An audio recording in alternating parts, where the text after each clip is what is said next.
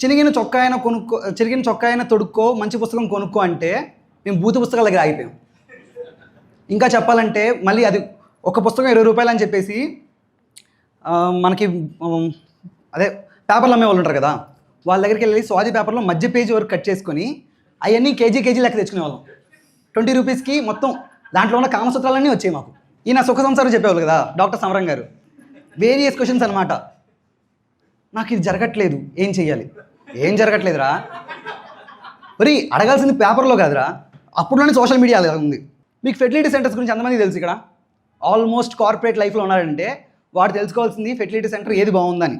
ఒక్కసారి మీరు fertility centres కాదు వెళ్ళాల్సింది, ఏదైనా ఒక పల్లెటూరు వెళ్ళి సాయంత్రం 6 తర్వాత రచ్చబండ దగ్గర పెద్ద అరుగు దగ్గర ముసలు కూర్చుంటారు కదా, వెళ్ళి మీ ప్రాబ్లమ్స్ అన్నీ చెప్పారనుకో, వాళ్ళు 100 చిట్కాలు చెప్తారు.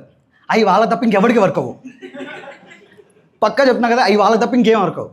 మా తాత ఇప్పుడు ఒక సూత్రం చెప్తుండేవాడు అనమాట. మంగళవారం రోజు మధ్యాహ్నం మునక్కాయ కూర తిని రాత్రి మల్లెపూలు తెచ్చుకుంటే అంటాడు.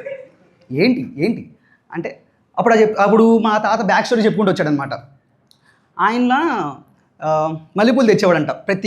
ఆయన పొద్దున్నే ఒక పొలంలో పనిచేసేవాడు, సాయంత్రం ఇంకో పొలానికి వచ్చేవాడు. బూతుగానే వెళ్ళాలి.